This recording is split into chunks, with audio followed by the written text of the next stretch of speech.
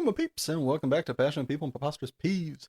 I am your host, Ike, and before I run out of breath, I'd like to just take a moment and say thanks for being here and giving this pod a listen. It means a lot to me that you chose to use your precious time and give me and my guest your ears.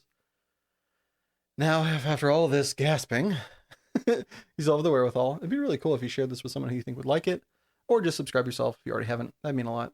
And if you want to tell me what parts of the show you were passionate about, peeved you off, or just say hi, you can always reach me on Twitter at LikeIkes and via email passionandpeevespodcast@gmail.com. So I come to you winded after just hopping out of a shower.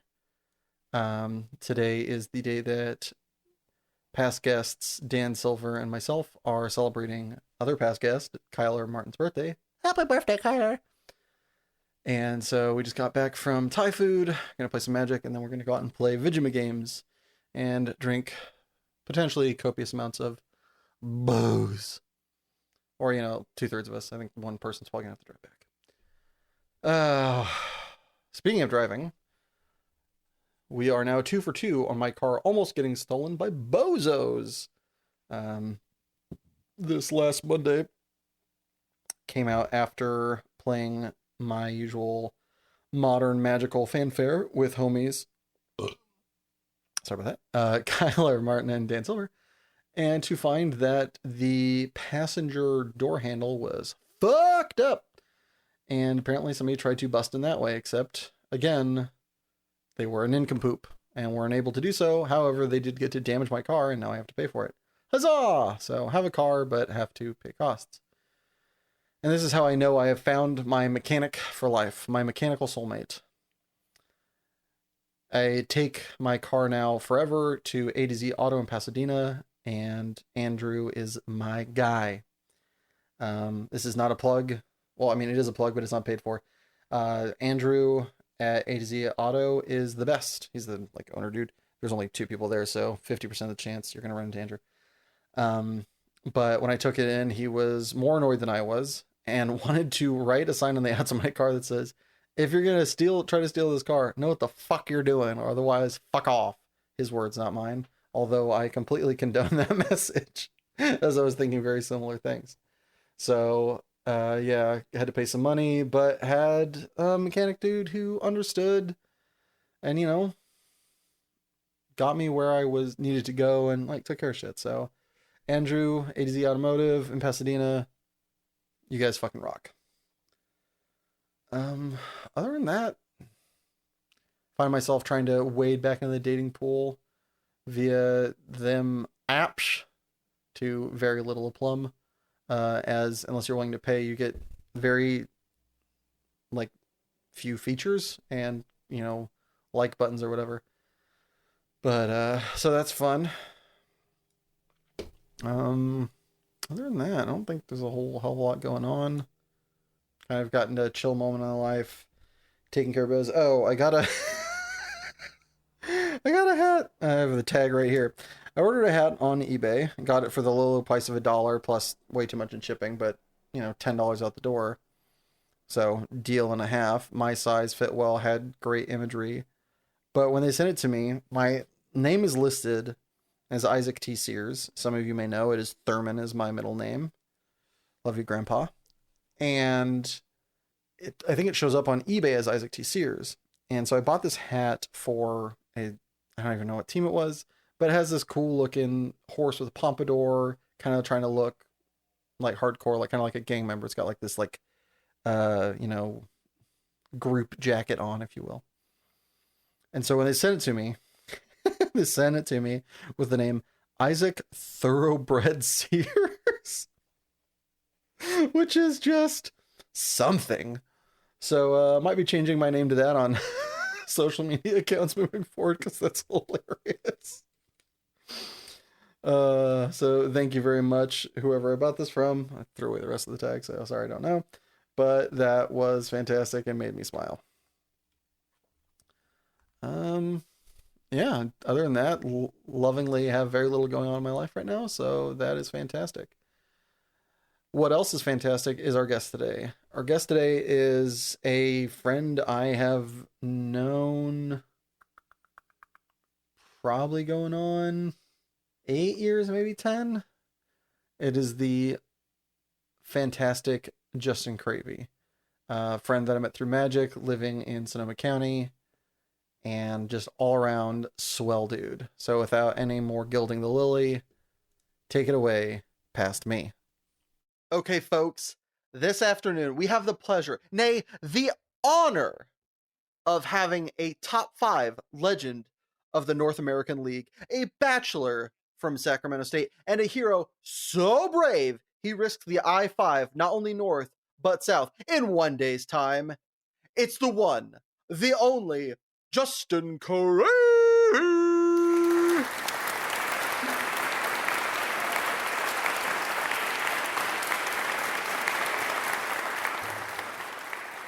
Wow, thank you. Thank you for having me. You're welcome. I just realized I didn't ask. Is that how you pronounce your last name? Yeah, you got it perfect. Whoop whoop. All right, nailed it. Didn't need it. Well, Justin, things that we do need, we got to know. What's your passion in life, my guy? What gets you up in the morning? What keeps you up late? Right now, I'd say my passion is competitive gaming. Just like the thrill of defeat, the thrill of winning. Both are great for me. The thrill of defeat. When did you get into competitive gaming? Because you are a relatively young lad. You're like 26? 28. Oh, Getting older, Mark but Slow. Yep. That's the only way to go. I would recommend not Benjamin Buttoning yourself. When did you first get into competitive gaming? So I first got into competitive gaming probably when I was about 12, 10, 11, 12, around then. What was the first game that sparked your interest, got the juices flowing? So there used to be this website called Congregate. If you ever, you may have come across it, maybe not, but there was a game on there called Minions, and it was kind of like a MOBA. There was only a couple of characters, maybe about eight or MOBA meaning for those yeah. Oh yeah, pedestrians at home. MOBA. Oh, I don't even know what it. Let me. I think it's multi. Hold on, I actually Yeah, know what it is too. it's Multi online battle arena Yep, video yep, game. yep. So there's some characters. It was usually a 4v4 or a 3v3, and you just drive around your little minion, trying to fight other minions. But I played that back on a laptop when I was about 10, 11, 12, around then. Mm-hmm. And I got pretty good. We would do tournaments, and you could win. Like, there was something called a bonus pack. You could unlock characters with the bonus pack, just small little tournaments here and there. But that's kind of when it started. Did you, like, when you were doing this, how were your parents feeling about, you're playing it sounds like something you really got into. Were you spending like a lot of time doing it, I presume? Yeah, so I remember going on vacation actually with my family. My dad won a trip to Hawaii, and the whole time my family was out on the beach and in the ocean. I was just on a laptop playing this game, the trackpad and everything. How did they feel about that, especially, but just in general, how did they feel about you playing so much video games at the time? They're very supportive. They as long as was doing all my homework and um, eating dinner with them, as long as I did my chores too, they didn't mind it. They thought it was something fun I could do. That's awesome. So from there, you're 10, 11, 12. You're playing this game even on family vacations in quote unquote the most beautiful place on earth. Mm-hmm. Yep. When did your like big one? Because as I mentioned earlier, you were top five in the North American League of Legends. When did you get introduced to that game? So Minions is kind of a similar to League. It's just a smaller version. They're both MOBAs. League had come out probably a few years later when I was about 14, 15, around there. And a lot of the site that I was actually playing Minions on was kind of dying. So I needed to find another game to play, and League was one that a few of my friends from the site hopped on board, and I was like, "Oh, sure, I'll give it a try." So you get online, you give it a try. How quickly did it click with you? How quickly do you feel like you kind of got to a higher level? So at first, so I switched off of a laptop to a desktop finally, and having a mouse is a lot better. So I think I probably played a couple thousands of like just the regular normal games before I ever even played ranked. I had like ranked anxiety, I think. Were Um, you? Do you think, looking back, were you good at the game off the jump, or were you oh kind of correct in waiting and figuring stuff yeah, out before you? yeah, I was definitely not as good as I thought. I wasn't. I I had to figure things out, builds, different characters, what kind of role I wanted to play. And then when I did finally start playing ranked, I remember like screen sharing on Skype to Hell yeah. one of my friends that had played ranked. He said, "Oh, it's not so bad. You should try it." And then I just completely like went insane, got like a 30 kill game or something. And I was just like, okay, yeah, this is for me. We're gonna play some ranked. When you play games like this, generally speaking, do you feel like you're better? Like, are you more confident in your abilities, or are you more like kind of unconfident, I guess for lack of a better word, in your abilities? Like, when you're playing a game, even early on, before you have a point of reference, is your go-to thought I'm good at this? Is your go-to thought I need to get better at this before I like start, before I kind of puff myself up? Yeah, definitely always trying to improve on something in the game is what I'll find myself focusing on.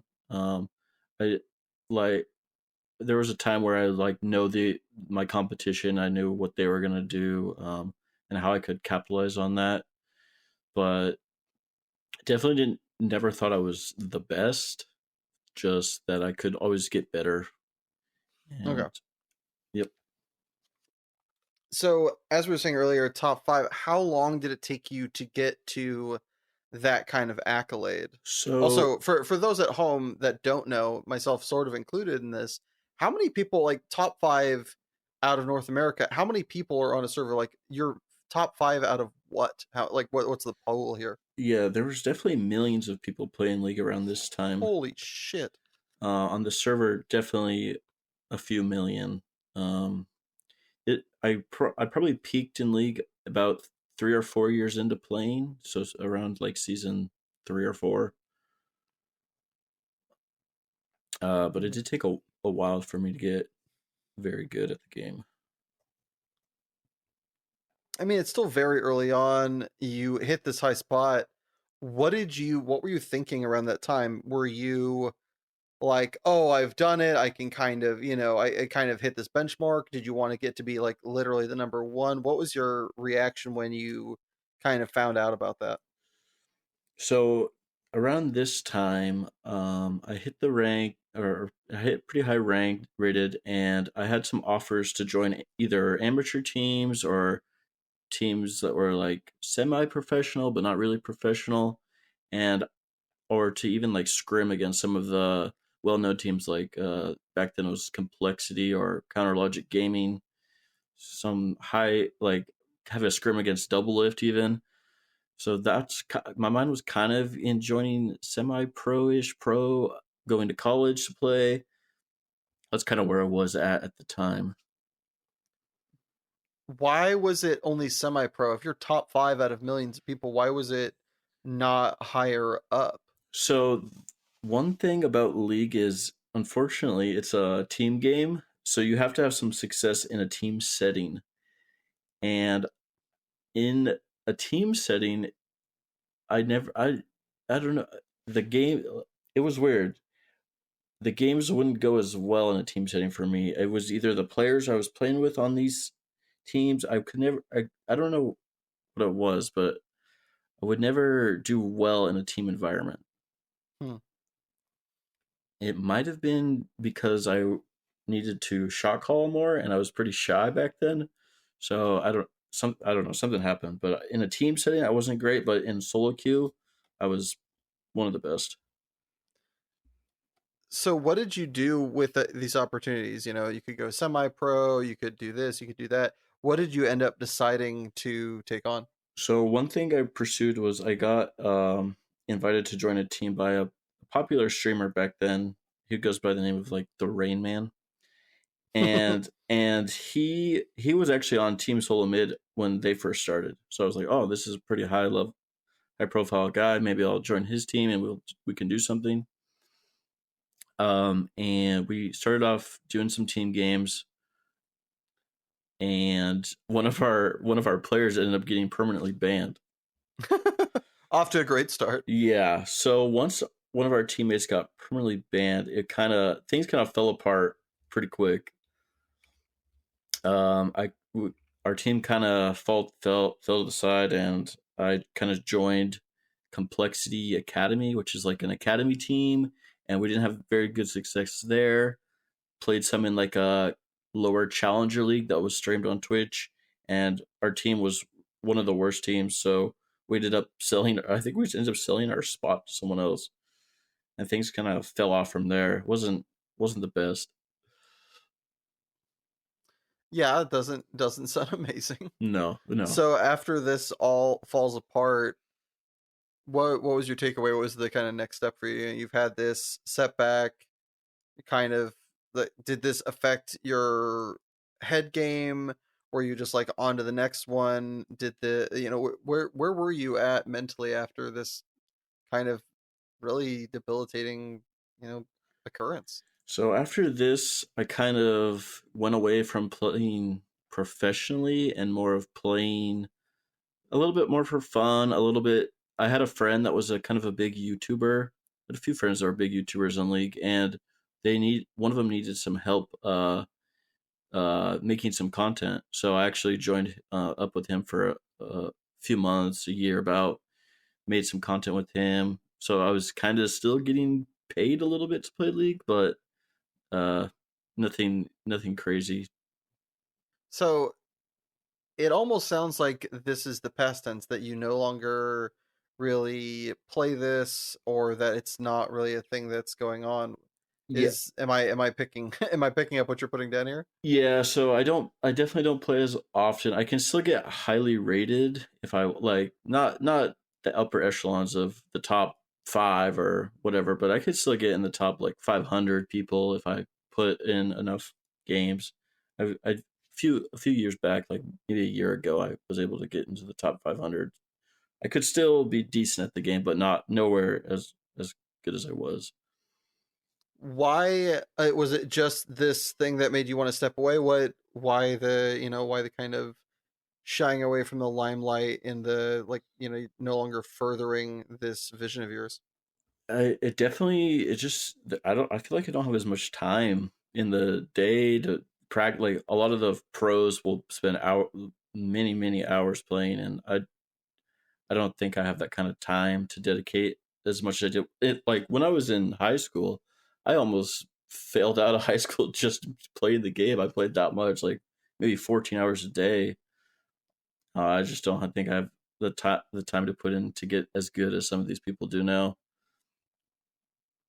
If you were kind of back in high school, if you were, in college on a scholarship or something like that, do you think you would go back and like try to get back into it? Or is it just, or is there like kind of another aspect of, that was then, I had my fun, move on to something else? Yeah, kind of now it's, I had my fun, move on to something else. I have some regrets and some decisions I made, but it's all right. There's many opportunities.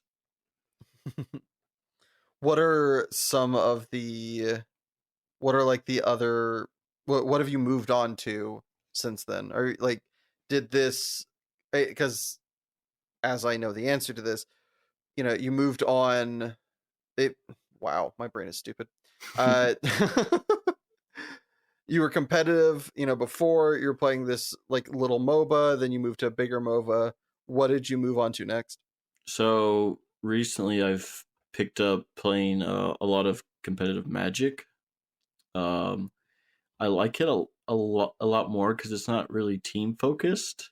I'm my own team, and I just focus on my own plays and don't have to worry about what other people are doing.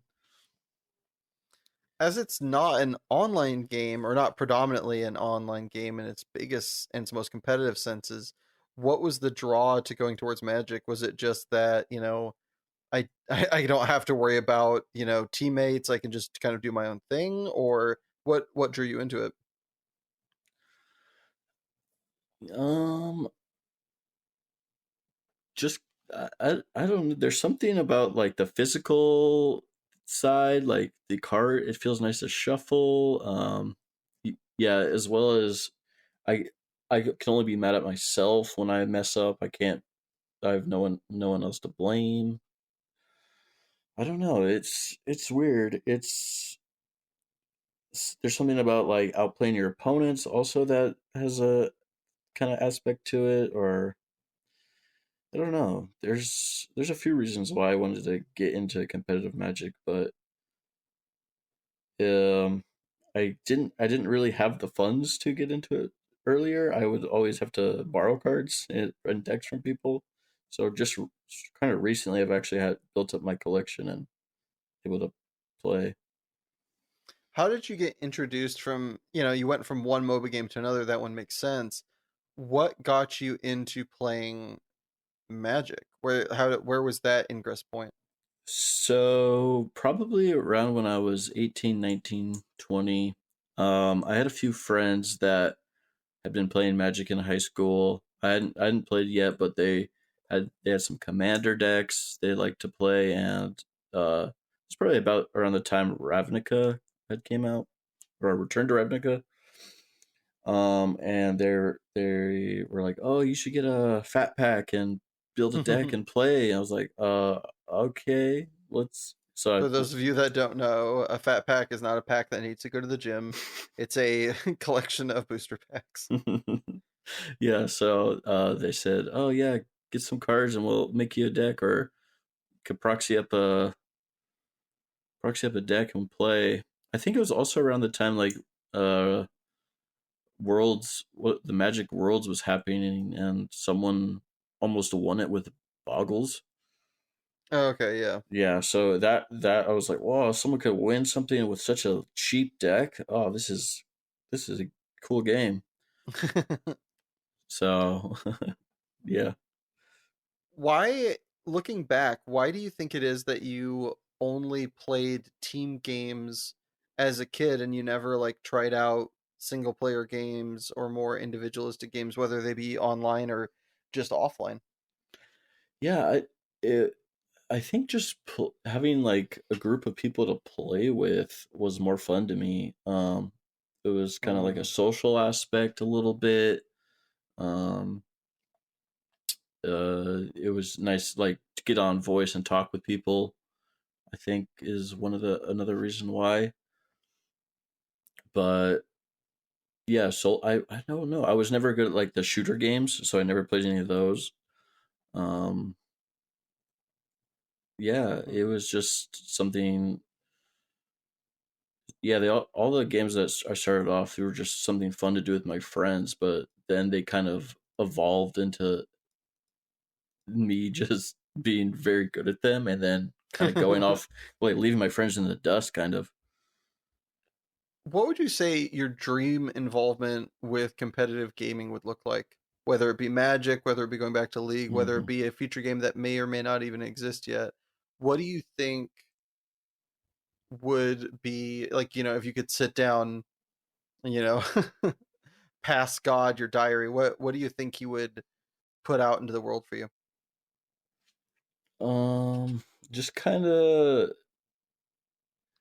not really be the best, but just have have the most try to have the most fun while also being a little bit successful. I think it's always Hmm. good to have some fun while you're playing a game, but you also kind of at some point would like to have something to show for it. Maybe winning a trophy of some sort would be kind of cool at some point. I don't know. Trophies are cool.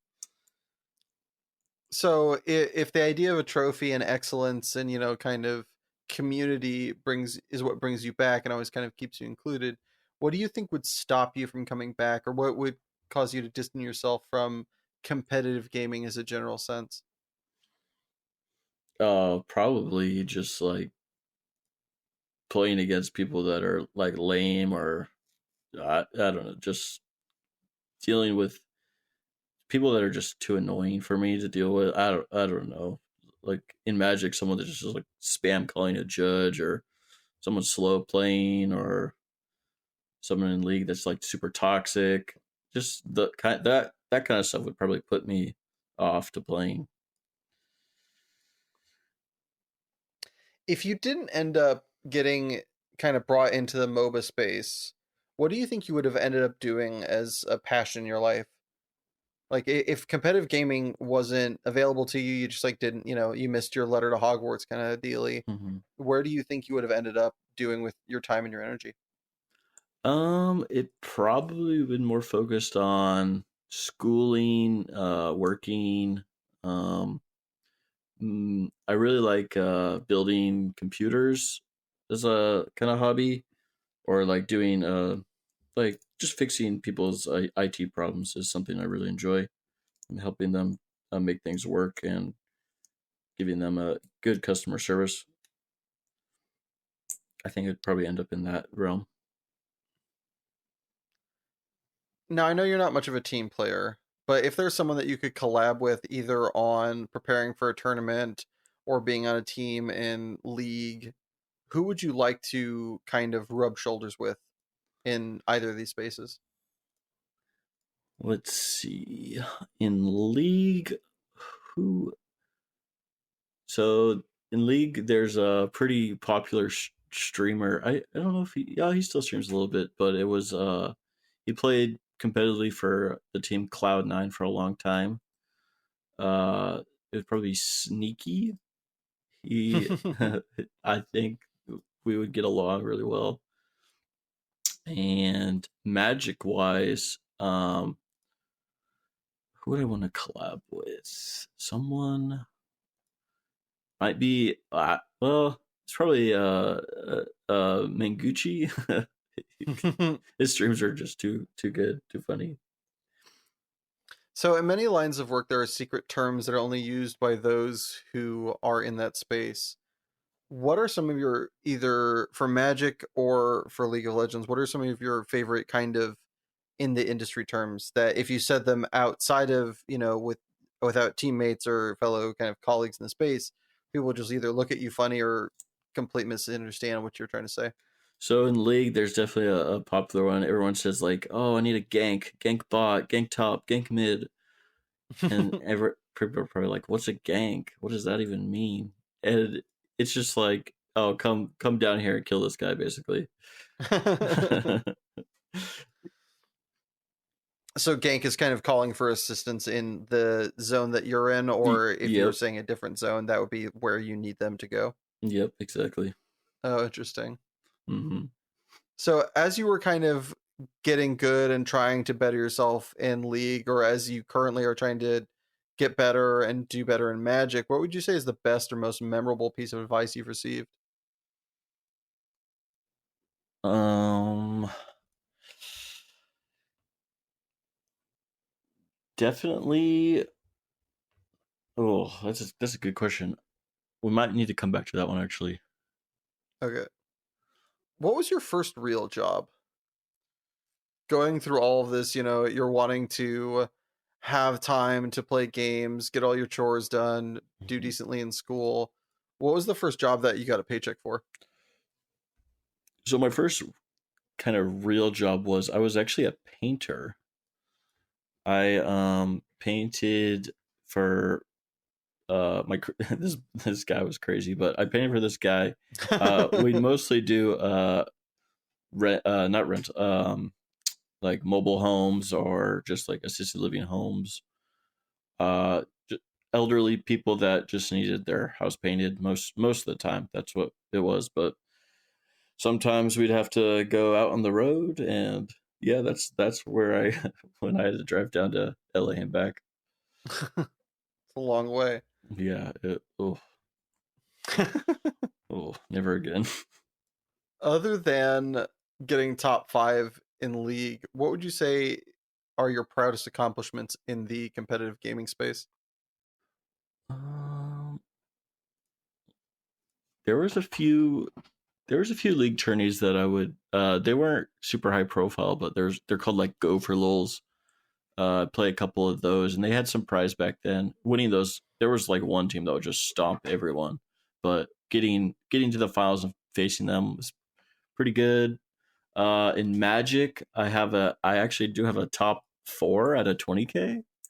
Surprisingly, Sweet. yeah, and winning my store championships, I got a nice Textless promo something. I don't know what it. I don't remember the name of the card. Making day twos on some events. Those are still kind of tough sometimes. Is it does a what are your proudest accomplishments ones that either have like title acclaim, like a low number placed next to them as if, as in that you finished higher up in the tournament, or is it overcoming an obstacle that you previously thought was like more difficult? Oh, definitely the overcoming an obstacle that I thought was more difficult.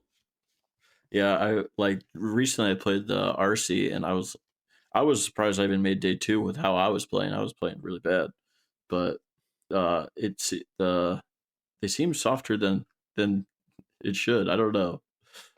It was Maybe you're better than you realize then. yeah, maybe that's I don't know. So, in movies and television, they often showcase lots of the passions that we have on this show, either surprisingly correctly or annoyingly incorrectly. Are there some for either Magic, competitive gaming in general, or even League that they showcase it surprisingly well or annoyingly poorly?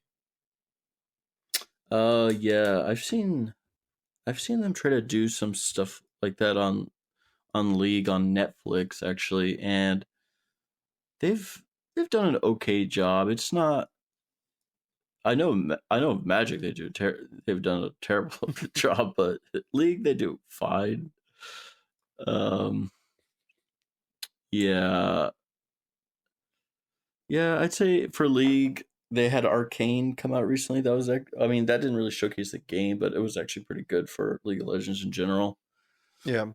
But Magic, I feel like they have dropped the ball. When you talk with other people about competitive gaming, whether it be family member, friends, or random acquaintances at work or school, what do you notice being the biggest misconception about competitive gaming by people who aren't in the know? A lot of people see it as kind of a waste of time. Like they just think, oh, you're just spending all your time playing games. Nothing's ever gonna come out of it. You're never gonna do anything with it. You're never gonna win anything. You're never gonna this that. They think it's you're not like working towards something, Hmm. and I've definitely uh feel like the effort I put in goes to something. What would you say is your favorite non-obvious aspect? The kind of flip reverse of the last question, where if people only knew the experience you've had, the little kind of subtleties of enjoyment, that they would understand why you love it so much. What would you say is your favorite non-obvious aspect that so many people just somehow miss? No. That you kind of the just the relationships you make in the game in gaming. That you meet so many people. Um, how the just the friends you make along the way is kind of something that a lot of people seem to miss in gaming. Kind of circling back, what would you say is the best or most memorable piece of advice you've received over the years? I'd say just treat others how you want to be treated. That's always stuck with me. I always try to make sure everyone's having a good time. Don't want to piss anyone off. Not don't take advantage of people. Those kinds of things like that. That's probably the most important thing I've learned. Nice. Well, to change gears and go from treating people nicely to being annoyed as hell, Justin, what is your preposterous peeve? My preposterous peeve is I'll hyperfixate on a lot of things that don't matter, and I'll waste a lot of my time doing so. I think I'm gonna need a little bit more than that. What do you what do you mean when you're saying hyperfixate? Can you like tell us a story, paint us a picture? How does it manifest itself to where it's so damn problematic for you? Yeah, so recently, actually, I was getting ready to go to the grocery store with my girlfriend, and I didn't know where my wallet is. I'm not even paying for the groceries. My girlfriend's got them. It's on her card, but I was just like, I need my wallet. I'm gonna get if I don't have my wallet, I'm gonna get pulled over while I'm driving like 2 minutes away. I'm not gonna have my ID. Blah blah blah. So I was just tear up my room looking for this wallet. Can't find it. Um, and I maybe about an hour later, I finally find it, and the grocery store's closed by now. We've missed it. We've missed the boat. Yeah, so It sounds like that was it was very helpful to find that wallet then. yeah, I found it, and now yeah, no groceries said. Is this something that comes up often for you, or is it kind of just every so often you just kind of get tunneled? Every so often I'll just get tunneled on something that absolutely has no business mattering in the slightest. Like I'll think about all like these decisions I've made when there's no change in the past. I can't go back, but oh yeah. What would you say is the most absurd thing that you focus the most on? Like, is there one that's worse than the wallet where you're just like, I can't believe this took so much of my time? Definitely kind of going back to Magic. I'll think about like, oh, the 40. What's the cut for my draft deck? And I'll just stare at these cards for like the whole building time. I'm just like, what am I going to get rid of here? It's just like what needs to go, and it ends up not mattering at all. It's just like this bad card or this bad card go and send it. But yeah, the wall one's pretty bad. There's been I still think back about those Cheetos I didn't get because my damn wallet. How early on in your life did this start for you? Is this something that you look back at like third grade and you were just like, you couldn't choose between the red and the blue crayon, or is this developed as life, like much later in life? Yeah, I'd say it has actually developed later in life. I don't really remember hyperfixating on things that didn't matter at all until more recently, for sure. Right on. Well, lastly, before we throw it to our commercial break, if you could have listeners of this podcast hear one song of your choosing, which would it be? Oh, it's definitely the Sultans of Swings by the Dire Straits. That song's actually how I got my username.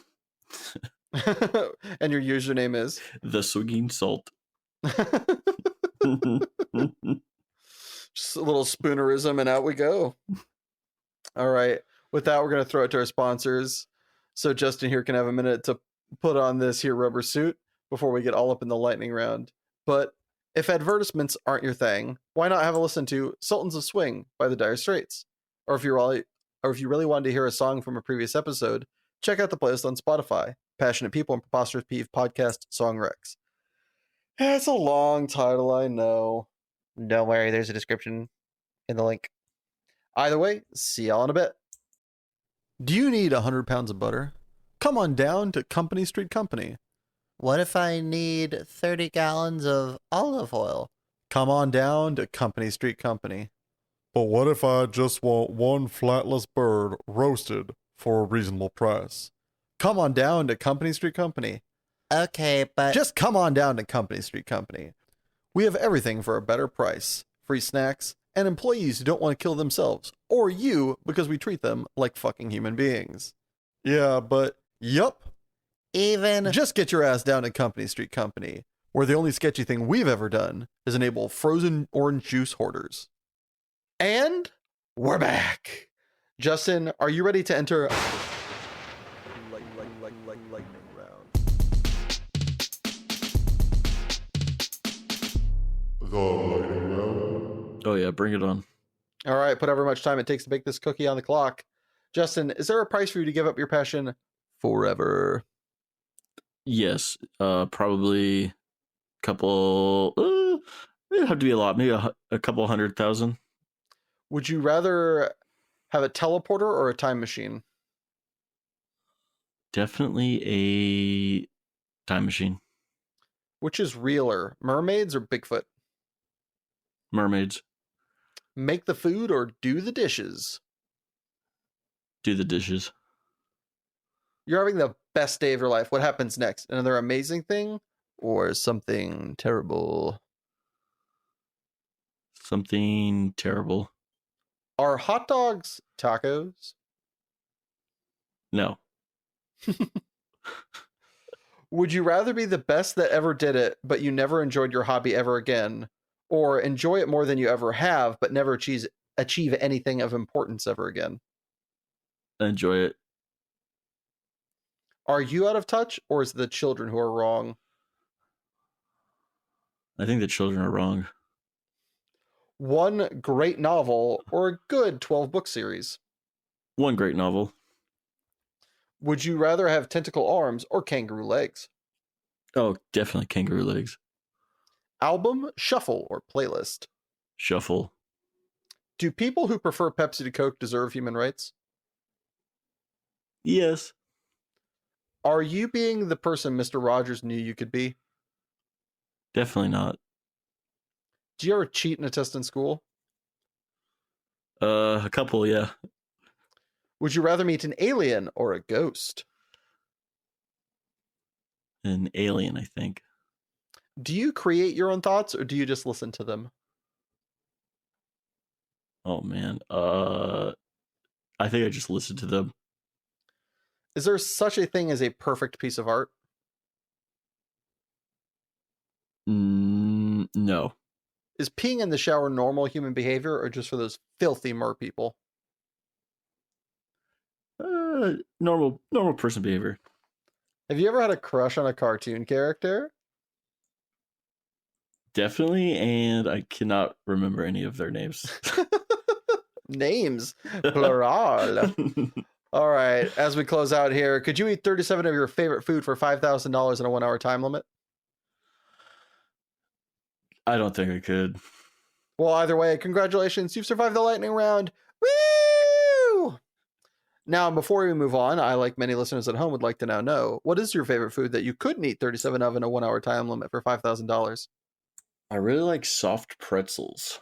And Yeah, that would be a lot of soft pretzel. That's too much. Yeah, too much bread. Too much soft in the pretzel. All right. More importantly, do you do mustard or cheese on your soft pretzel? Mustard. Ew, you're one of those people? Yep. Grody! All right. Well, either way, you survive, so I guess you get to ask me a lightning round question, like whatever. All right. What you got for us? So, my lightning round question to you would be: would you rather save one person you care about, or 100 people they're strangers, you don't know anything about them?